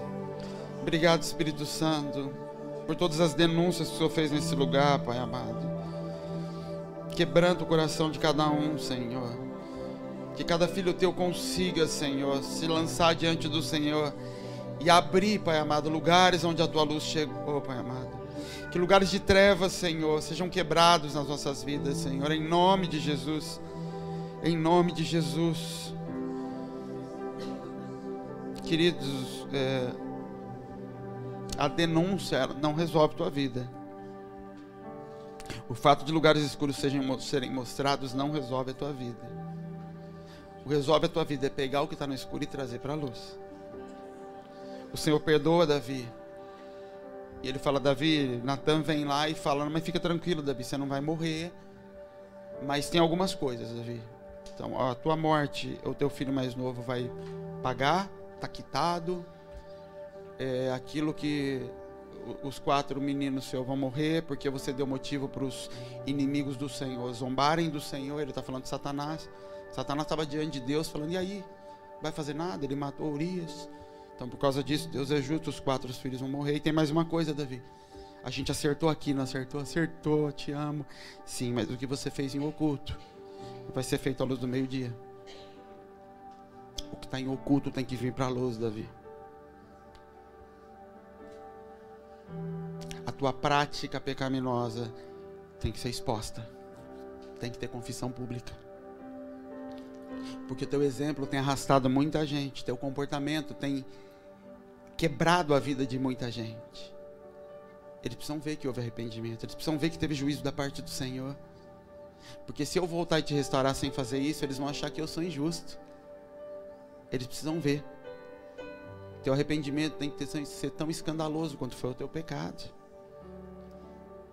Não adianta você querer confessar no escondido, querido. Confissão, como a palavra diz, é algo público. Davi diz assim, confessei o meu pecado e as minhas transgressões não escondi. Salmo 32, ele fala assim, enquanto eu me calei, meus ossos doíam dentro de mim. Eu tinha dores físicas, porque eu não confessava o meu pecado. Não é que eu não confessava para Deus, Deus já sabia. Ele não expunha isso. Acho que Israel inteiro não sabia do escândalo que aconteceu. O exército sabia, todo mundo sabia. Mas se o rei está lá é porque Deus deixou, né? Vamos honrar ele, Deus falou, então Deus sabe o que está fazendo. Não, não. Fiquem tranquilos, isso vai vir a público. Isso vai vir à luz. A Bíblia diz, nada ficará oculto. Nada. Lembra de Acã? Escondeu o negócio e Deus deu chance para Acã. Vai lá, lança sorte, aí cai sobre a tribo de Judá. Isso. Todo mundo jogando em Acã quietinho ali. Lá, Acã, você teve chance de trazer para fora. Agora é juízo. Misericórdia precede juízo. Misericórdia precede juízo. Toda porta de misericórdia que Deus abre, vou te dar mais uma chance. É porque o juízo está vindo na sequência. Portas de misericórdia precedem juízo. Antes de trazer o grande dia do Senhor, eu vou mais uma vez mandar um profeta e tentar ligar os pais nos filhos, os filhos aos pais. Antes de mandar a pancada em cima da terra, eu vou tentar vincular as gerações de novo, para que se liguem no Cristo. Então fica atento agora durante o dia. A gente vai ter mais uma ministração à tarde, querido, mas isso é princípio espiritual. Deus não negocia princípios. Não adianta você usar o teu coração como régua. Deus sabe do que eu estou pensando. Pode usar. Se isso te acalma e te deixa feliz, que seja. Daqui a alguns anos você me conta a história. Ou olha para os anos passados e vê se você não está confessando a mesma coisa que você confessa há 30 anos na tua vida, 20 anos, 10 anos, 5 anos. Tem 5 anos essa mesma ladainha. Não, Deus vai fazer, Deus falou, tem palavra de Deus.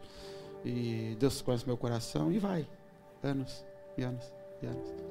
E nada muda.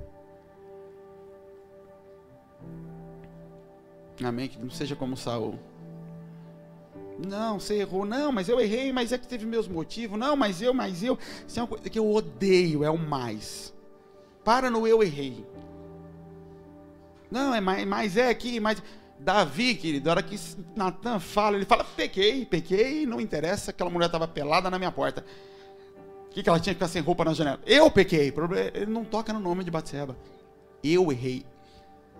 Não interessa o que meu pai fez, eu estou errado.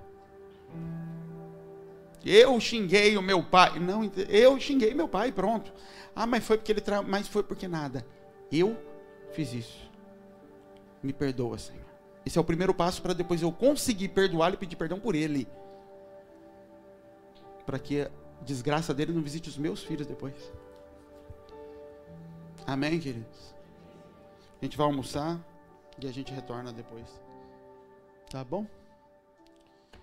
Deus abençoe.